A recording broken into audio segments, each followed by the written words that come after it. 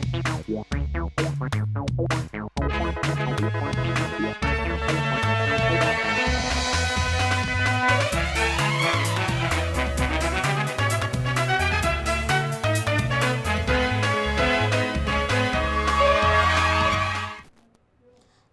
आप देख रहे हैं राष्ट्रीय समाचार और मैं हूं आपके साथ प्रिया पांडे। खबरों से पहले एक नजर सुर्खियों पर। एलएसी पर भारत चीन सैनिक आमने सामने, एक हफ्ते तक चला फेस ऑफ। नीट विवाद का संसद में घमासान, अमित शाह बोले हर सवाल का देंगे जवाब। चेन्नई में 224 यात्रियों वाली फ्लाइट की इमरजेंसी लैंडिंग, सभी हैं सुरक्षित। रवि किशन का विपक्ष पर निशाना, संसद न चलने से जनता के पैसों की बर्बादी के लगे आरोप। जस्टिस यशवंत वर्मा पर लगे तीनों आरोप सही, जांच समिति की रिपोर्ट आई पॉजिटिव। भारत और चीन के बीच एलएसी पर एक बार फिर तनाव की खबरें सामने आई हैं। सूत्रों के मुताबिक अरुणाचल प्रदेश से सटी सीमा पर पेट्रोलिंग के दौरान दोनों देशों के सैनिक आमने सामने आ गए। करीब 6 साल बाद सीमा पर इस तरह के टकराव की तस्वीरें सामने आई हैं और बताया जा रहा है कि यह घटना 26 जुलाई की है। दोनों पक्षों के सैनिक के बीच करीब एक हफ्ते तक फेस ऑफ की स्थिति बनी रही। चीनी सैनिकों ने बैनर दिखाकर विरोध भी जताया, जिसके बाद दोनों देशों के टॉप कमांडर्स के हस्तक्षेप से स्थिति को शांत भी कराया गया। यह घटनाक्रम ऐसे समय में सामने आया जब चीन ने हाल ही में अरुणाचल प्रदेश के कुछ स्थानों के चीनी नामों वाला नया नक्शा जारी किया है। भारत पहले ही चीन के इस कदम को खारिज कर चुका है और साफ कर चुका है कि अरुणाचल प्रदेश भारत का अभिन्न और अविभाज्य हिस्सा है। हालांकि भारतीय सेना ने सामने आई तस्वीरों पर आधिकारिक टिप्पणी नहीं की है। साल 2020 की गलवान झड़प के बाद दोनों देशों के रिश्तों में लंबे समय तक तनाव रहा। ऐसे में एलएसी पर सामने आया यह नया फेस ऑफ भारत चीन सीमा पर हालात को लेकर फिर सवाल खड़े कर रहा है। नीट पेपर लीक और छात्रों पर पुलिस कार्रवाई के मुद्दे पर संसद में सियासी टकराव तेज हो गया है। केंद्रीय गृह मंत्री अमित शाह ने विपक्ष को चुनौती देते हुए कहा कि सरकार हर सवाल पर चर्चा के लिए तैयार है और वह खुद जवाब देंगे। अमित शाह ने विपक्ष से दोपहर 2 बजे तक चर्चा के लिए स्पीकर को पत्र देने को कहा। उन्होंने कहा कि आज दोपहर 3 बजे से रात तक और अगले दिन भी चर्चा के लिए सरकार तैयार है। शाह ने साफ कहा कि सरकार के पास छिपाने के लिए कुछ नहीं है। आपको सुनाते हैं कि अमित शाह ने क्या कहा। देखिए, सबसे पहले तो लापता, भाग गए, भगोड़े हैं, इस प्रकार की भाषा भारत की सार्वजनिक जीवन में और संसदीय जीवन में अभी अभी सुनाई पड़ती है। जब से संसद सत्र शुरू हुआ तब से लगातार मैं संसद में आता हूं, मेरी चैम्बर में बैठा हूं। चूंकि संसद भवन के अंदर विपक्ष संसद को चलने ही नहीं दे रहा है दोनों गृहों में, तो कोई जाकर क्या करेगा। जहां तक चर्चा का सवाल है, सरकार की ओर से किरण रिजिजू जी ने, जो हमारे पार्लियामेंट्री अफेयर्स मिनिस्टर है, उन्होंने बहुत स्पष्ट कर दिया है कि जो नीट आंदोलन के छात्र प्रदर्शन पर सभी प्रकार की चर्चा करने के लिए सरकार तैयार है और चर्चा के लिए समय सुनिश्चित किया जाए और विपक्ष तैयार हो जाए। पहले तो ये यही मांग कर रहे थे, हमने हाँ बोल दिया। मेरी ओर से भी मैंने कह दिया है कि मैं किसी भी सवाल का जवाब देने के लिए संसद में तैयार हूं, मगर वो चर्चा ही नहीं होने देना चाहते। अब जनता तय करे कौन भाग रहा है।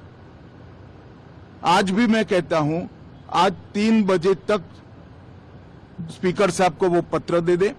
3 बजे से लेकर कल 3 बजे तक सभी प्रकार की चर्चा के लिए हम तैयार हैं। मैं सदन में ही बैठूंगा, सबको सुनूंगा और सब चीजों का जवाब दूंगा। सरकार के पास छुपाने के लिए कुछ नहीं है। देखिए, वहीं नेता प्रतिपक्ष राहुल गांधी ने अमित शाह के बयान पर पलटवार करते हुए कहा कि उन्हें कोई लेक्चर नहीं सुनना। राहुल गांधी ने छात्रों पर हुए कथित बल प्रयोग को लेकर सीधा सवाल उठाया और पूछा कि कार्रवाई का आदेश किसने दिया था।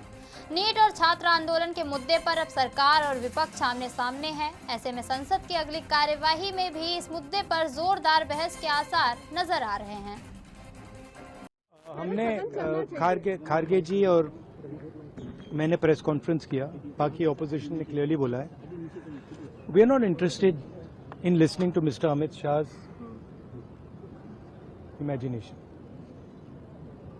We're not interested in him giving us a lecture or a discussion. We're interested in one simple thing. And when I say we, I mean the younger generation of this country. Who shot those students? Who gave the order to shoot those students? Who blinded one of the students? Who shot one of the students in the ear? Who gave the order to beat the students with lathis, with nails? Who gave that order? That order was implemented by the Home Ministry. Delhi Police and RAC are both Home Ministry systems. Did Mr. Amit Shah give this order to shoot our children, or did he not? If he did, he should resign because he's culpable. And if he did not, he should resign because he's incompetent. Chennai airport पर उस वक्त हड़कंप much गया जब 224 यात्रियों को लेकर कोलकाता से आ रही इंडिगो की फ्लाइट को इंजन में खराबी के बाद इमरजेंसी लैंडिंग करानी पड़ी।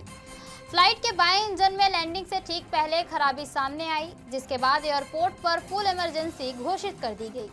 पायलट ने तुरंत एयर ट्रैफिक कंट्रोल को सूचना दी और एयरपोर्ट प्रशासन ने सुरक्षित लैंडिंग के लिए सभी जरूरी इंतजाम भी किए।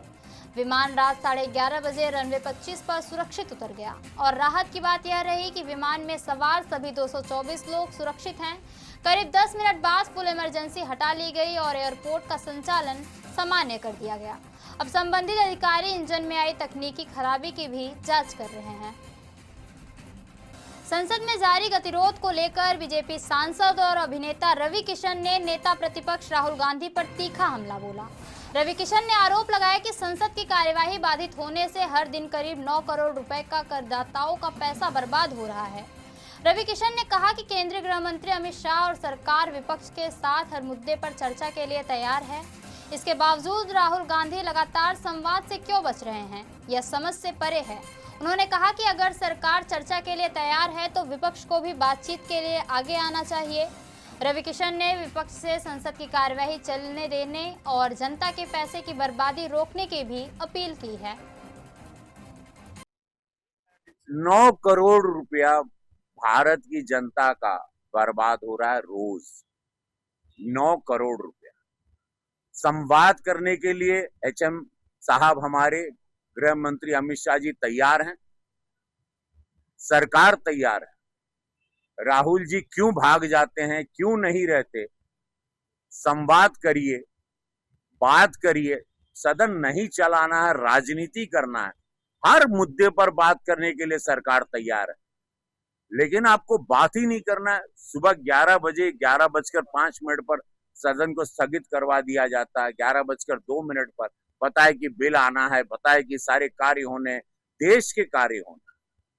9 करोड़ रुपए का टैक्स का पैसा जनता का जा रहा है, लेकिन बात नहीं करना है, सदन नहीं चलाना है। पहले दिन से तय था, तो वो बात, अब बात का बहाना कुछ भी मीडिया में आके बोलिए। अरे भाई, जब खड़े रहोगे, अंदर रहोगे, तब संवाद होगा। तो आप बातचीत करिए। आपकी सारी बातों का जवाब सरकार के पास है। सरकार कह रही, किरण रिजिजू जी ने कहा है बार बार। आप लोग भाग जाते हैं और फिर बाद में तमाशा करते हैं कि हमारे को बोलने नहीं दिया जाता, हमसे बात नहीं। आप सदन आप लोग चलाना ही नहीं चाहते। भाई, हम तो पार्लियामेंट्रियन, हम जान रहे हैं ना अंदर क्या आप लोग कर रहे हैं, और आप लोगों के अंदर के खानों की भी बात जानते हैं। आप ही के लोग बताते हैं कि नहीं, पूरा सदन पूरे महीने नहीं चलेगा। तो ये बात तो आपकी पिछले महीने ही तय हो गई थी कि ये पूरा सेशन, मानसून सेशन को बर्बाद करना है। ये सरकार पे आरोप प्रत्यारोप लगाना बहुत ही ओछी राजनीति का सबसे बड़ा एग्जाम्पल सेट कर रहे हैं, जो कि बहुत ही दुखद है। राजनीति का स्तर ये लेवल पर ले आए जहां सरकार तैयार है आपके हर सवालों का जवाब देने, लेकिन आप भाग। जस्टिस यशवंत वर्मा के खिलाफ जांच समिति ने तीनों आरोपों को साबित माना है। पूरा विवाद मार्च 2025 में उनके दिल्ली स्थित सरकारी आवास के स्टोर रूम में आग लगने के बाद शुरू हुआ था।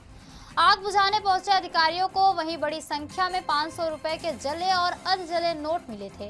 पहला आरोप था कि इतनी नकदी का स्रोत और मालिकाना हक स्पष्ट नहीं किया गया। दूसरा आरोप घटनास्थल और कथित सबूतों को सुरक्षित नहीं रखने का था। तीसरा आरोप उनके अलग अलग कथित तौर पर अधूरे स्पष्टीकरण से जुड़ा था। समिति ने तीनों आरोपों को सही माना है। हालांकि नोटों की गिनती या जब्ती नहीं होने के कारण रिपोर्ट में नकदी की सटीक रकम तय नहीं हो सकी है। कर्नाटक सरकार ने गुटखा, पान मसाला और तंबाकू निकोटिन वाले प्रतिबंधित उत्पादों पर बड़ा फैसला लिया है। सरकार ने इन उत्पादों के निर्माण, भंडारण, परिवहन, वितरण और बिक्री पर 1 साल के लिए रोक लगा दी है। 10 अगस्त 2026 से लागू यह प्रतिबंध पूरे कर्नाटक में प्रभावी रहेगा। सरकार ने इसके साथ ही विशेष निरीक्षण और प्रवर्तन अभियान भी शुरू किया है, ताकि प्रतिबंधित उत्पादों की बिक्री और सप्लाई पर नजर रखी जा सके। खाद्य सुरक्षा अधिकारी नियमों का उल्लंघन मिलने पर कार्रवाई भी करेंगे। सरकार ने लोगों से अपील की है कि प्रतिबंधित तंबाकू या निकोटिन उत्पादों की बिक्री और वितरण की जानकारी संबंधित अधिकारियों को दे। सरकार का कहना है कि इस फैसले का मकसद तंबाकू की लत पर रोक लगाना और कर्नाटक को स्वास्थ्य एवं नशा मुक्त बनाने की दिशा में एक कदम है। 97 दिनों के बाद रूस में फंसे पिथौरागढ़ के 2 सगे भाइयों की सकुशल वतन वापसी हो गई है। रोजगार के झांसे में रूस पहुंचे आनंद सिंह कार्की और भूपेंद्र सिंह कार्की को अपने परिवार के बीच लौटने की बड़ी राहत मिली है। जानकारी के मुताबिक दोनों भाई 26 मई को मॉस्को पहुंचे थे और परिवार का आरोप है कि एक ट्रैवल एजेंसी ने नौकरी दिलाने के नाम पर उनसे करीब 8 लाख रुपए लिए, लेकिन रूस पहुंचने के बाद उनकी इच्छा के खिलाफ काम कराया गया और उन्हें मेहनत का भी भुगतान नहीं मिला। मामला मुख्यमंत्री पुष्कर सिंह धामी के संज्ञान में आने के बाद राज्य सरकार ने विदेश मंत्रालय और रूस स्थित भारतीय दूतावास से लगातार संपर्क किया। कई दिनों की कोशिशों के बाद दोनों युवकों की सुरक्षित भारत वापसी संभव हो सकी। घर पहुंचने के बाद मुख्यमंत्री धामी ने दोनों भाइयों से फोन पर भी बातचीत की और उनकी कुशलक्षेम जानी। बेटों की वापसी से परिवार में खुशी का माहौल है और मुख्यमंत्री ने कहा कि विदेश में संकट में फंसे उत्तराखंड के हर नागरिक की मदद के लिए सरकार पूरी ताकत से प्रयास करेगी।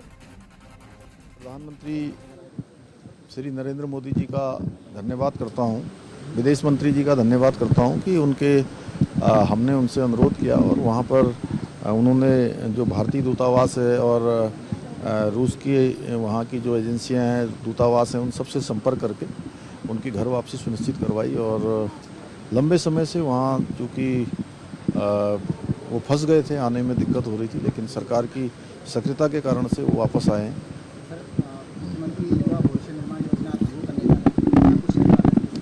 देखिए, युवाओं के भविष्य का निर्माण हो, ये हमारी प्राथमिकता है और हमारे जो विद्यार्थी कॉम्पिटिटिव एग्ज़ाम की तैयारी करते हैं, प्रतियोगी परीक्षाओं की तैयारी करते हैं, उनको ऑनलाइन जो कोचिंग है, वो ऑनलाइन कोचिंग निःशुल्क रूप से मिले, उसके लिए हमारी ये योजना बन रही है। उस योजना को जल्दी ही हम लोग छात्रों के हित में पूरे प्रदेश के अंदर लॉन्च करेंगे और उससे बहुत बड़ा छात्रों को फ़ायदा होगा, उनको इसका लाभ मिलेगा, आगे बढ़ने के अवसर मिलेंगे और घर बैठे ही उनको कोचिंग उपलब्ध हो पाएगी और अपने घरों से, अपने शहर से दूर नहीं जाना पड़ेगा और संसाधन भी नहीं लगेंगे।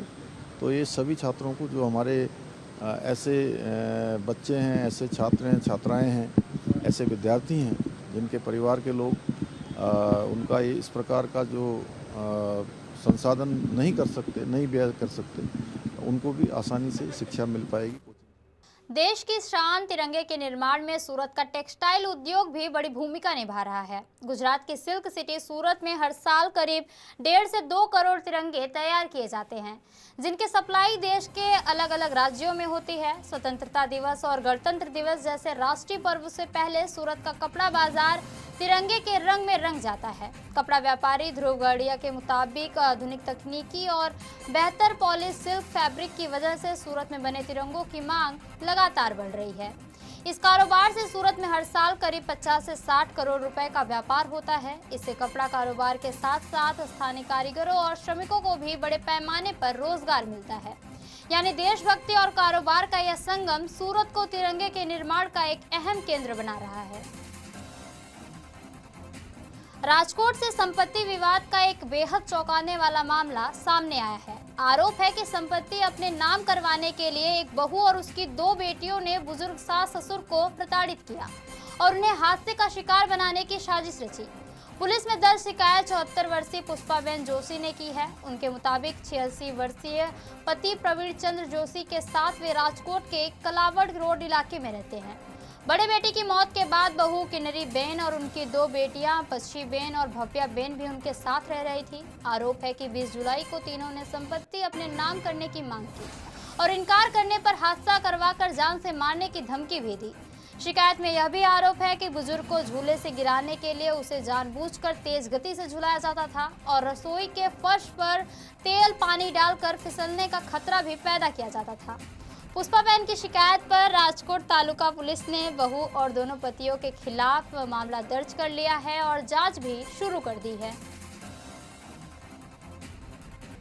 दिल्ली में एक वेडिंग रिसेप्शन के दौरान सियासत का दिलचस्प और हल्का फुल्का अंदाज देखने को मिला। प्रधानमंत्री नरेंद्र मोदी, कांग्रेस अध्यक्ष मल्लिकार्जुन खड़गे और गांधी परिवार के सदस्य एक ही जगह पर नजर आए, जहां नेताओं के बीच हंसी मजाक का वीडियो अब सोशल मीडिया पर वायरल है। वीडियो में प्रधानमंत्री मोदी प्रियंका गांधी से उनका हालचाल पूछते सुनाई देते हैं।